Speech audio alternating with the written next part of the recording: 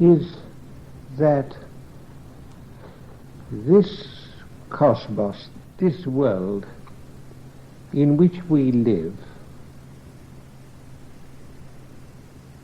has got something unbalanced, lopsided about it, and this has to be corrected, and you have to have a picture of this.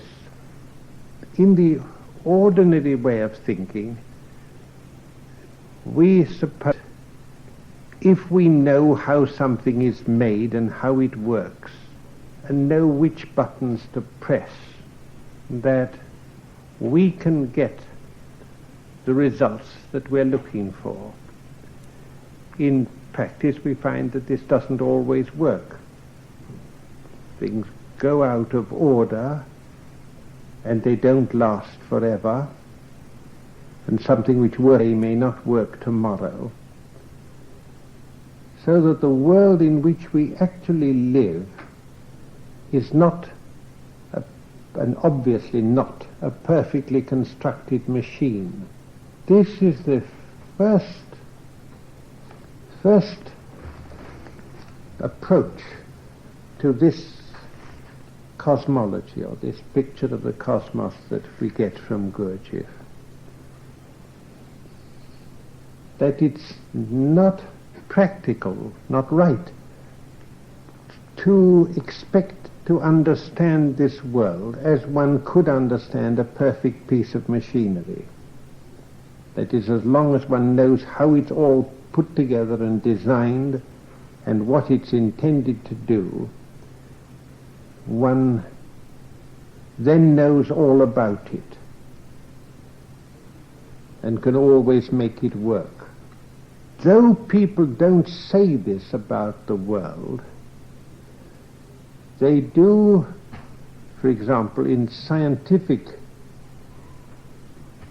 thinking, take this as the sort of basic axiom, as the something that is the presupposition that if one only knew enough about the way the world is put together and how it works, or that means its laws, we should be able to adapt ourselves to it and to a great extent to control it. And this is the aim of science, to be able to predict, to adapt, to control. The world is not like that, and we're discovering this the hard way, especially in this latter part of the 20th century. We are being forced to see that there's something really wrong about supposing that if one only knew enough, one would be able to cope with any situation that could arise. A great illusion was created, a great new illusion for man by the arriving of the digital computer, or computers in general, that it was thought now we have an instrument by which we can so use our knowledge that we can really predict what's going to happen and eventually get control. And it's worked out exactly the opposite way. That this attempt at prediction has got us into greater trouble than when we went on hunches. This is the bitter lesson that mankind is learning, that knowledge is not enough. That really is the fundamental message of this chapter. It's put in an allegorical way, that there is a way of looking at the world which looks for neat and tidy laws. And that is the first picture that's given here, where the laws of connectedness and of causality were all working perfectly, and everything was predictable. But then it was discovered that what was predictable was that under those circumstances the world would come to a stop, because of what we now call the second law of thermodynamics, or the law of the degradation of energy, or the law of increasing entropy. This is what is said in just exactly the same, in slightly different words, when it was said that our creator endlessness could saw that with the world created as it was, to realize itself in time, it was inevitable that it would wear away and finally come to a stop. And therefore something had to be done in order to introduce into the world the possibility of self-renewal, of recreation, of compensating for the action of time, or as we might say, compensating for entropy. That is the first thing that comes up at the beginning of this chapter, that the world is not constructed so that it is a thermodynamic machine. It's constructed with something else in it. There is also intelligence, which works differently, and this intelligence is represented in this chapter as the action of our endless creator in changing the working of the laws so that there would be uncertainties in the laws themselves, and making use of those uncertainties, one could create what we call feedback.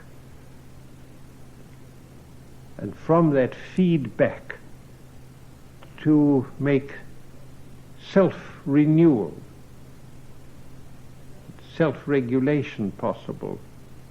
All that is expressed in the words, overcoming the merciless hieropaths. Now 2 or 3 people asked the question, but why was this necessary? Why was the sun, why couldn't somebody even put it so, why if our creator saw that the sun absolute was going to wear away, well, why didn't he just make it bigger?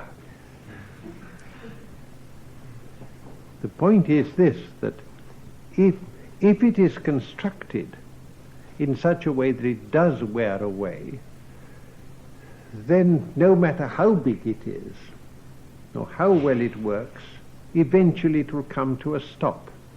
This was the way in which people looked at the world, particularly at the latter part of the 19th century, after Lord Kelvin's famous address to the British Association in 1870-something, when he spoke about what he called the heat death of the universe. People could see no way out of it. The world had to come to a stop because everything had to cool down, and there was no means by which it could renew its energy. Then came the discovery of atomic disintegration and the release of atomic energy and the renewal of the energy in the stars and so on. And then further came the realization that energy and matter can appear out of nothing, and the way that we look at the world today is very different. But the price of this different way of looking at the world of modern physics as compared with 19th century physics is that we've had to accept that there's no longer any such thing as a certain law, no such thing as absolute predictability, but only relative or probable predictability.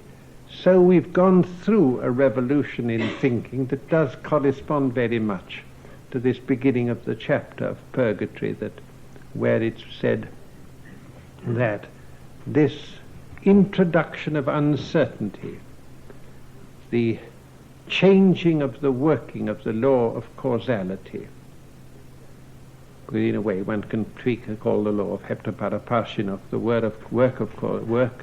the law of causality, but not causality in the way we understand it, that the effect is predictable from the cause, but that there is a certain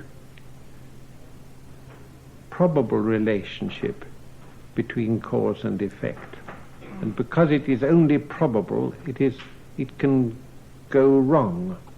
And that comes up in a number of other questions that arise here. Now, one can look at this thing in several ways. One is to look upon it more or less literally, as he puts it here, that it is the Almighty Creator who changes the working of the laws in order to secure stability and self-renewal.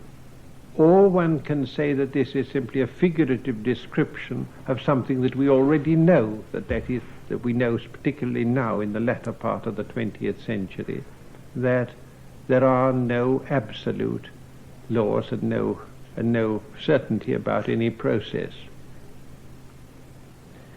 Or it can also be looked at quite differently as a psychological allegory, that we have to understand in our human lives that nothing is certain and predictable, and that we have to bring intelligence to bear, that we cannot attain stability or peace or immortality by the action of blind rules, but that intelligence has to be brought in.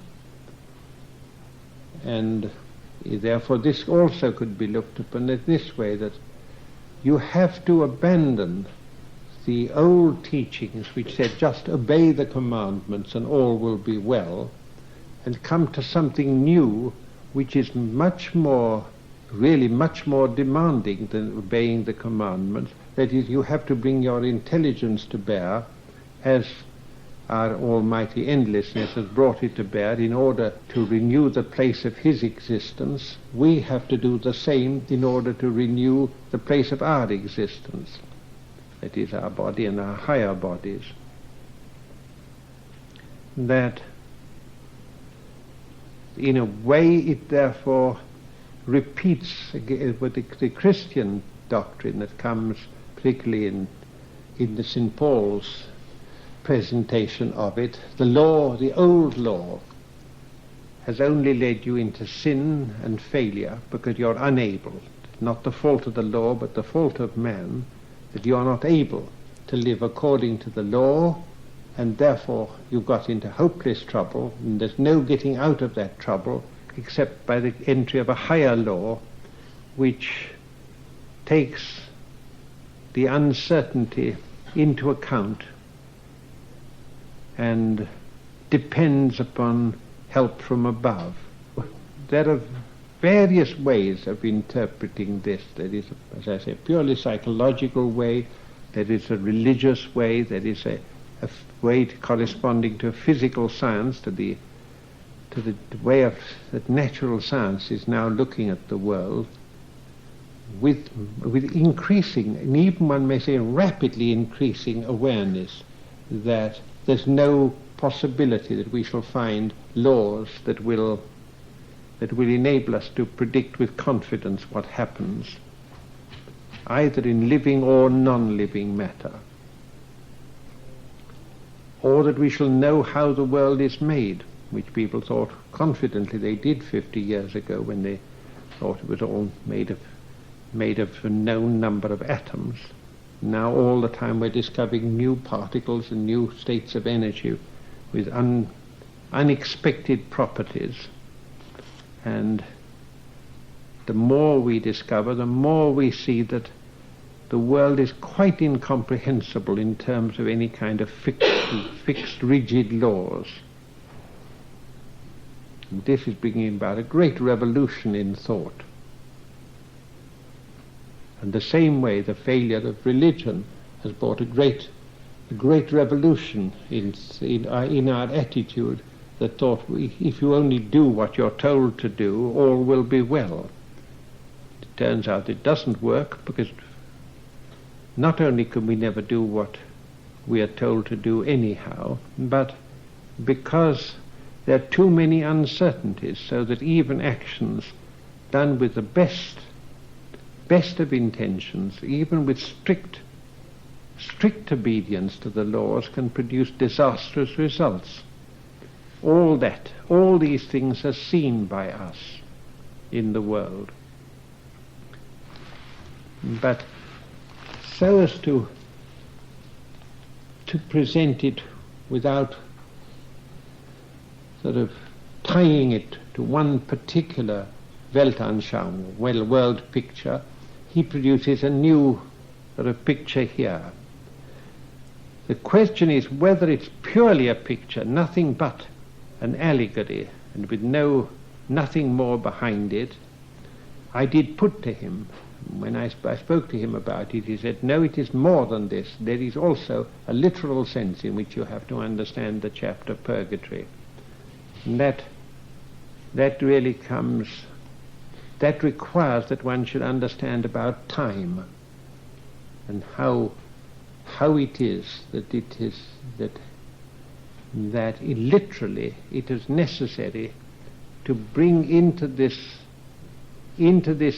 world something which breaks through the laws of time. The laws of time are really the laws of what we call thermodynamics, the law of conservation of energy and the law of entropy. These are what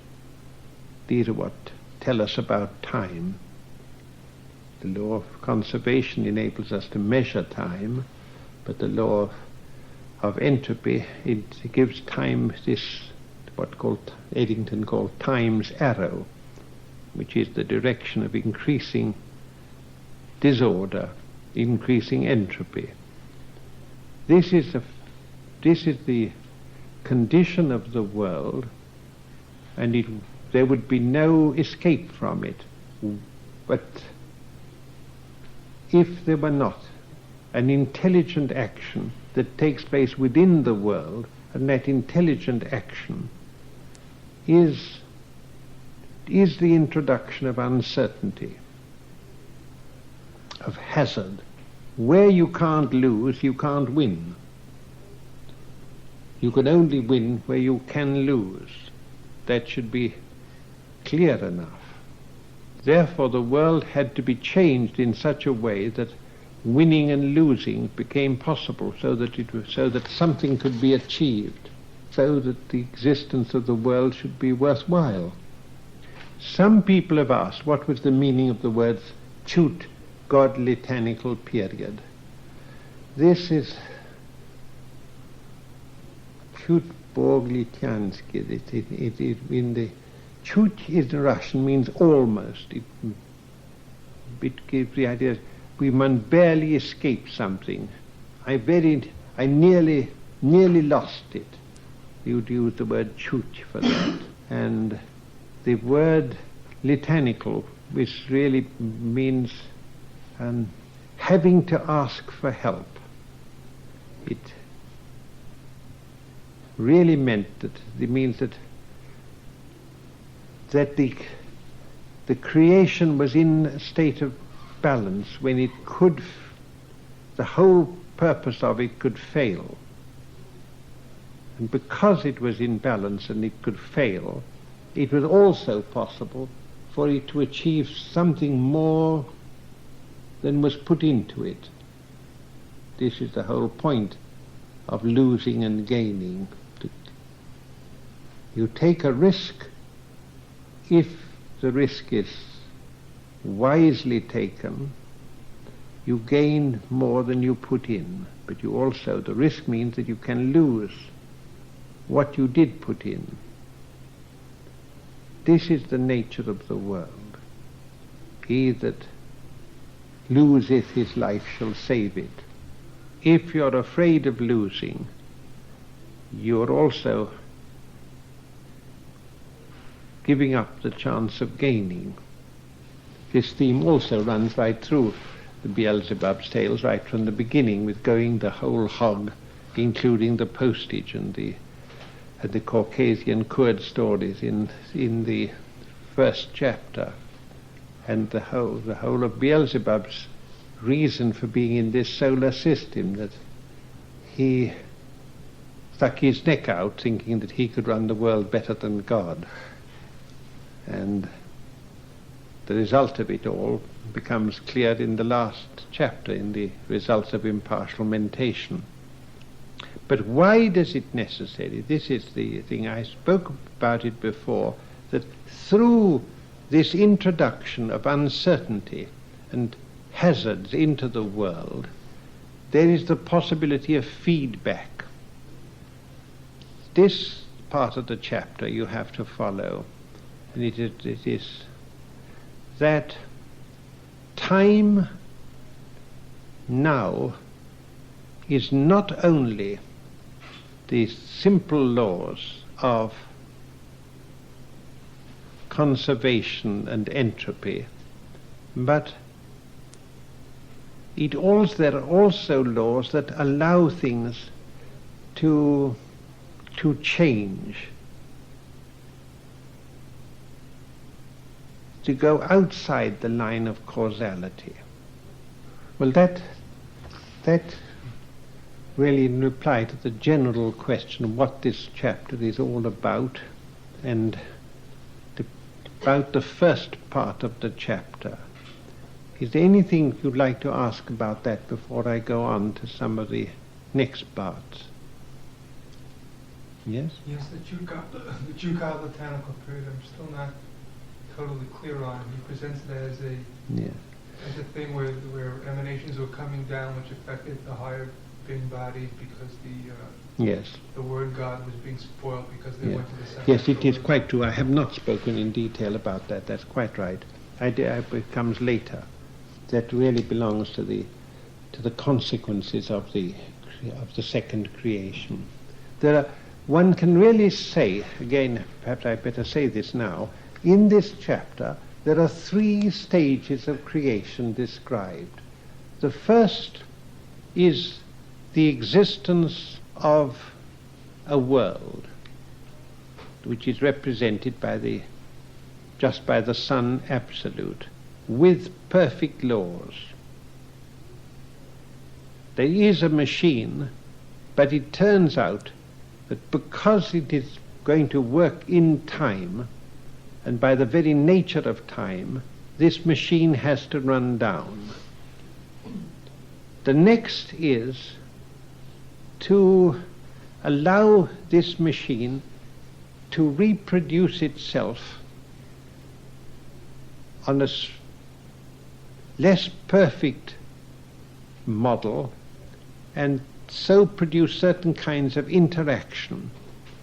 And this is shown in our thing with World 6 and World 12 and World 24 and so on, what we spoke about before about different kinds of forces. This is called the changing of the laws, lengthening one stoppinger, shortening another, disharmonizing the third. All of this means that you now have side by side a perfect machine and imperfect machine. So one which is unconditioned and others which are conditioned. And then it turns out that by interaction between these, it's possible to set up a self-renewing process, and therefore, as it's put there, all fear of the eventual disappearance of the Son Absolute were ended. This is the second creation, and it's called the creation of our now existing world. The world that we see, that we call the material universe.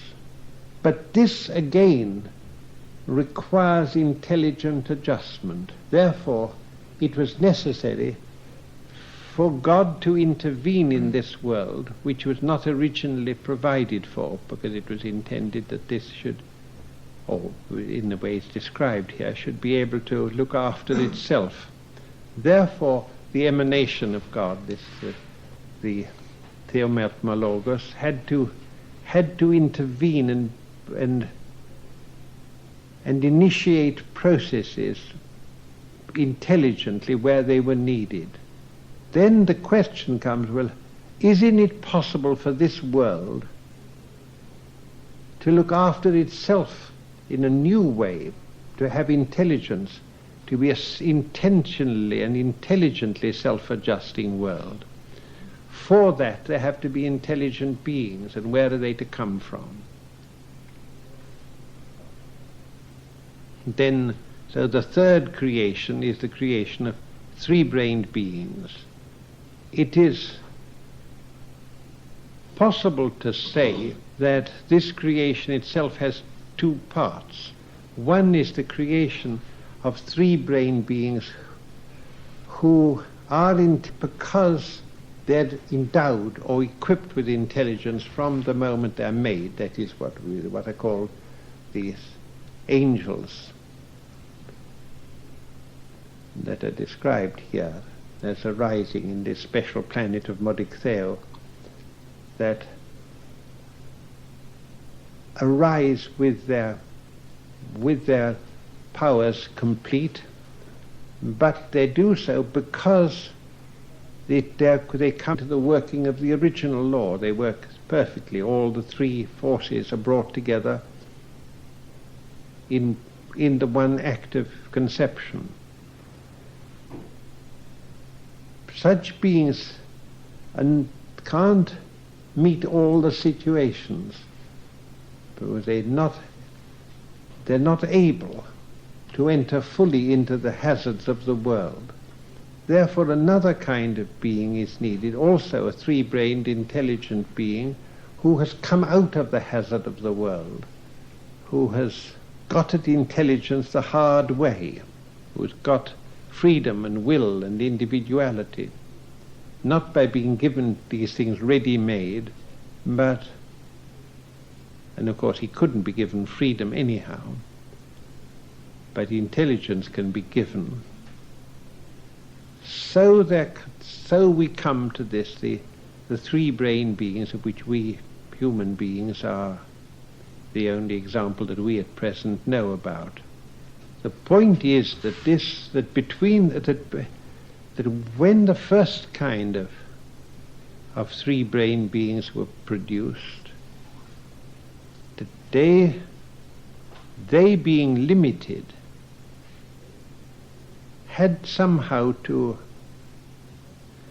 be related to the unlimited, and although they were perfect, they were limited. Therefore the limited perfection found itself in conflict with the unlimited perfection, and that produced this state of tension of the Son Absolute that's described. And this meant that a gap was opened, that had to be opened so that the limited intelligent beings couldn't disturb the perfection of the source when they return to it. That's really what is meant by this Chute-God-Litanical period, that it was seen that this bringing of intelligence into the limited world was going to produce an unacceptable situation unless the intelligent beings were themselves perfected and purified. And it was for that reason that the holy planet Purgatory, or this state of purgation, was introduced into the world that is represented by this holy planet Purgatory that we have to speak about. Any other things? All right, then I'll try and go on from here. The next question is what is actually meant by the holy planet Purgatory. I don't think anyone actually asked this question, but this question has to be there. What does it mean? Yes, somebody did ask whether it's to be understood in the same way as the Catholic doctrine of purgatory. The Catholic doctrine of purgatory is itself not a terribly clear thing. If you ask some priest, however learned he may be in theology, to explain this to you, you will find that, at least I've always found, that he gets out of it.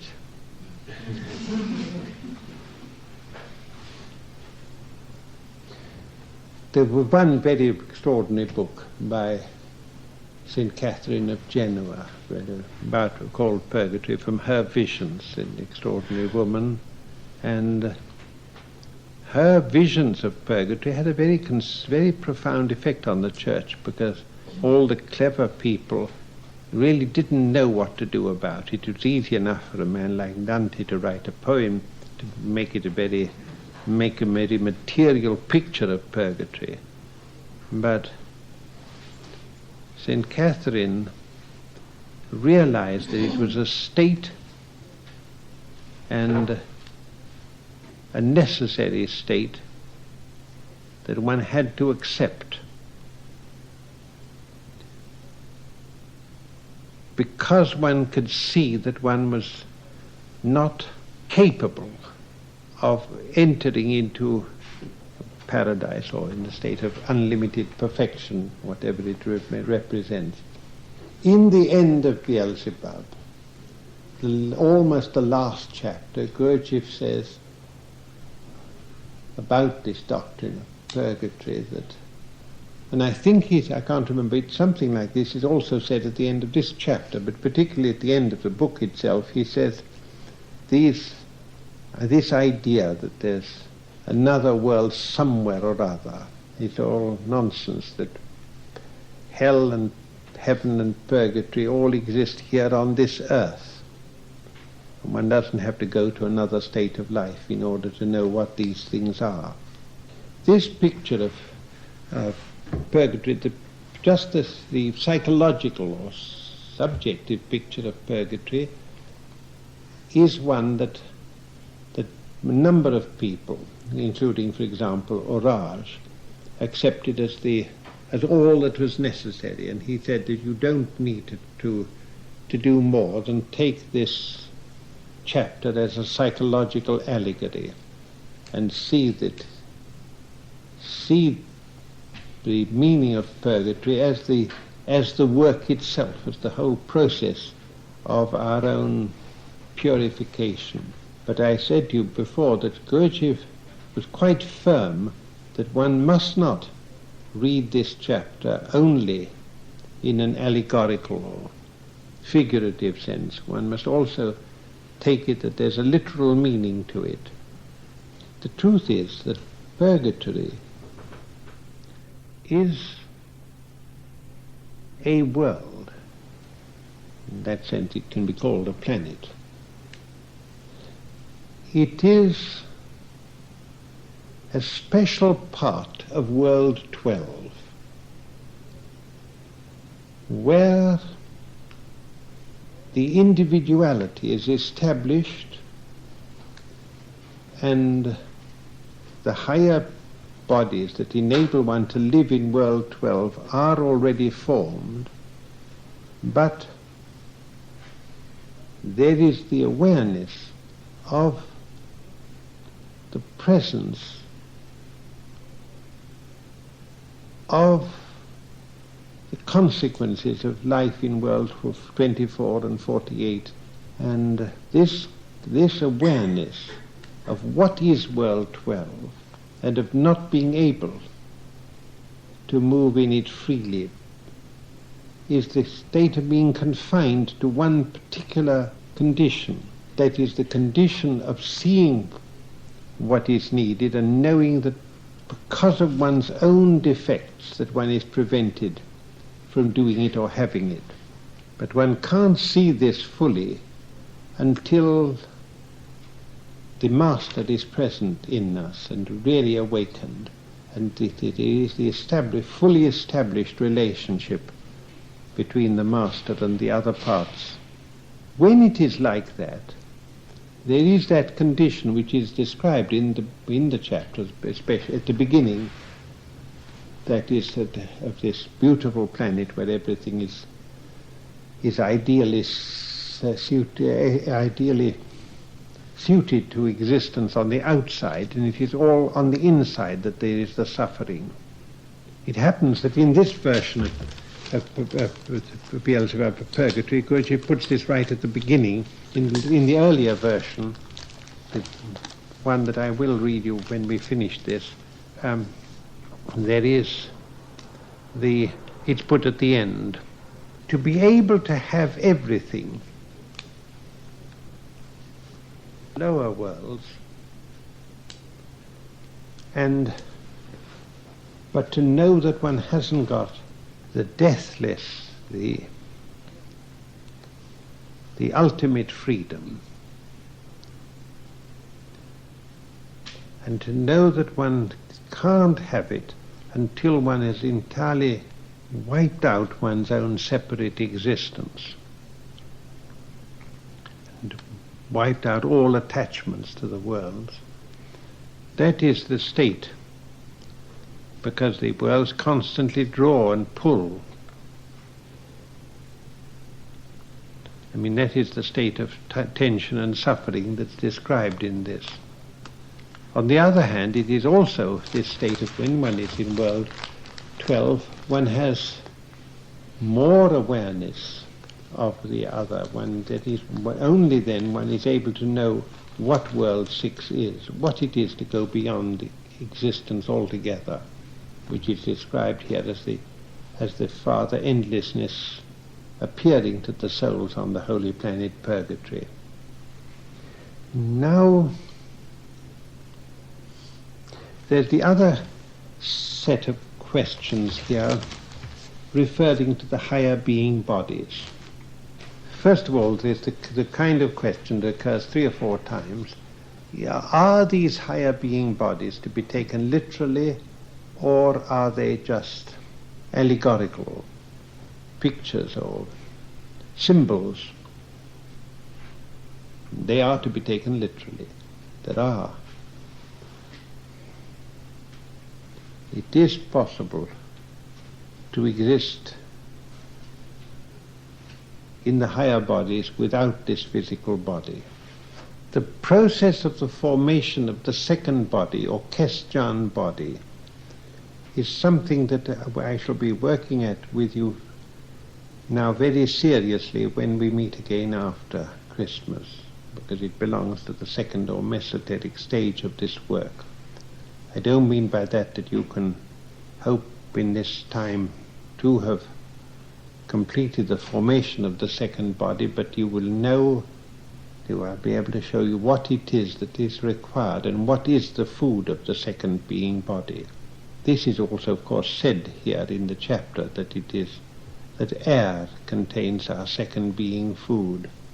One reason I showed you the zikr, that we do that zikr on Sunday nights, is that this is the way that was used by the masters of wisdom as the basic means for the nourishing of the second being body.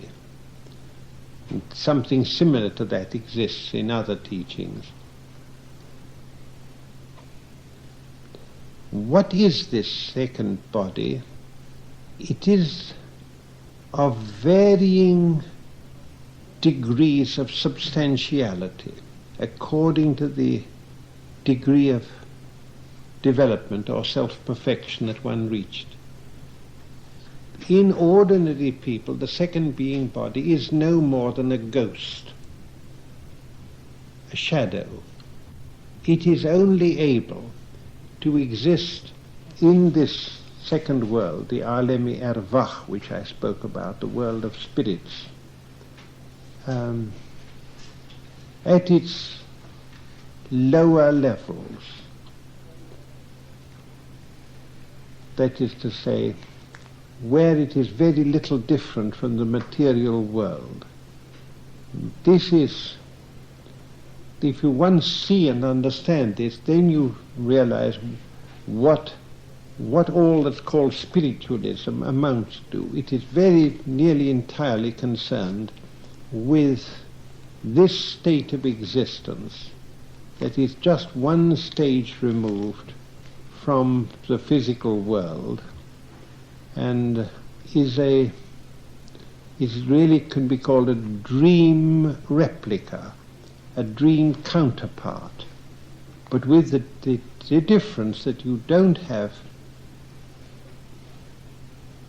the physical world to set limits, and therefore it can be a very pleasant experience to be in that world, or it can be a very terrifying experience, because things will be, one will meet with things that are in that world that are the thought forms of one's own life. The great deal of that is more or less available to ordinary investigations. And people attach a great deal of importance to it because they think it shows the survival of bodily death. But what kind of survival it is, and what worth it, what value it is, they don't ask.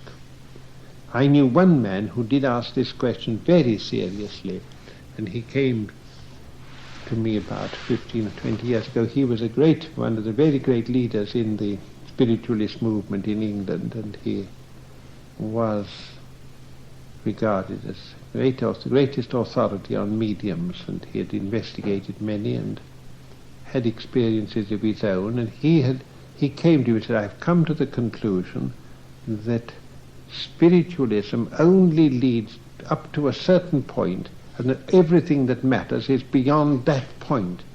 Therefore I want to know how one gets beyond that point. It's no longer of interest to me to know that something survives death, because the kind of survival is not at all what I was looking for when I began this search. I know that there's something beyond.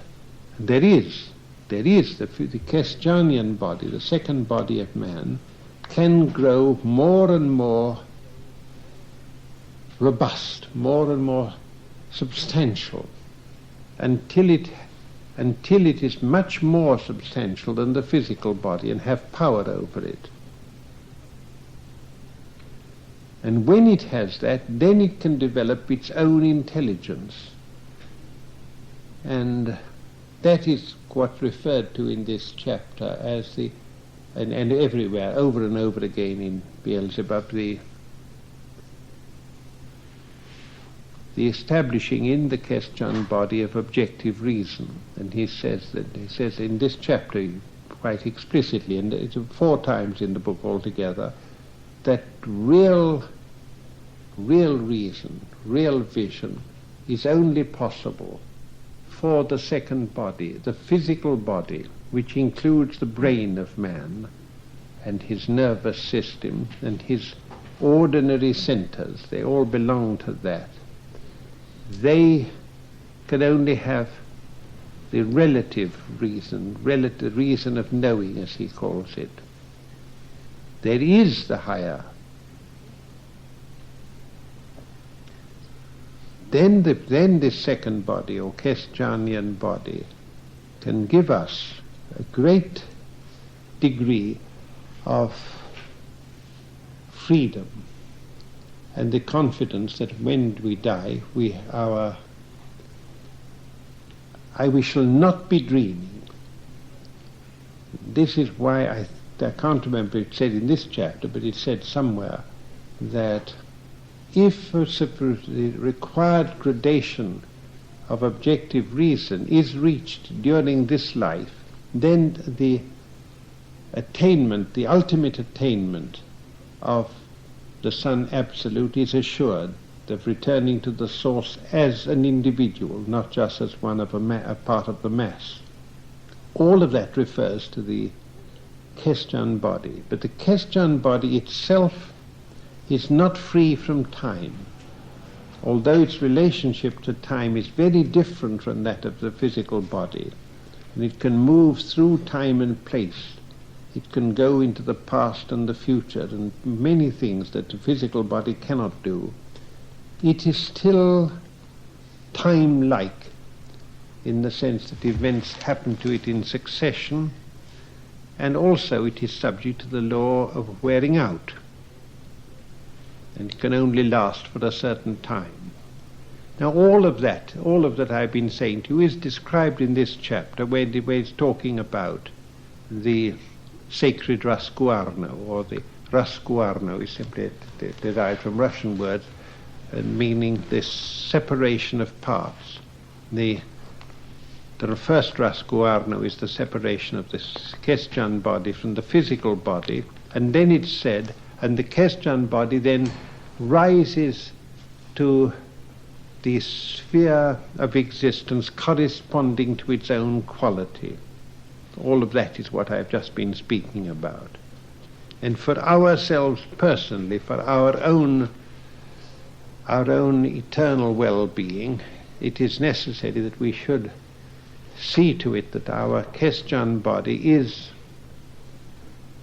brought to the point where it will be able to enter a sphere where its self-perfecting can continue.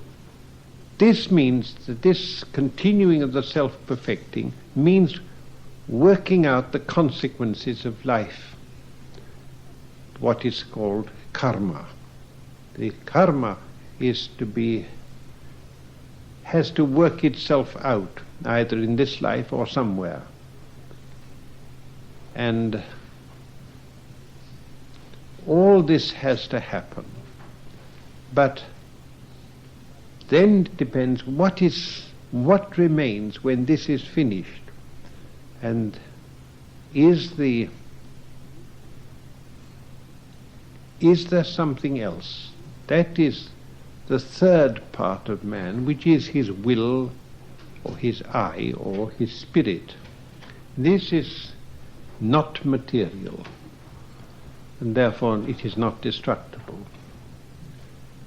If it has formed its own body, then it is not only indestructible, but it is also able to act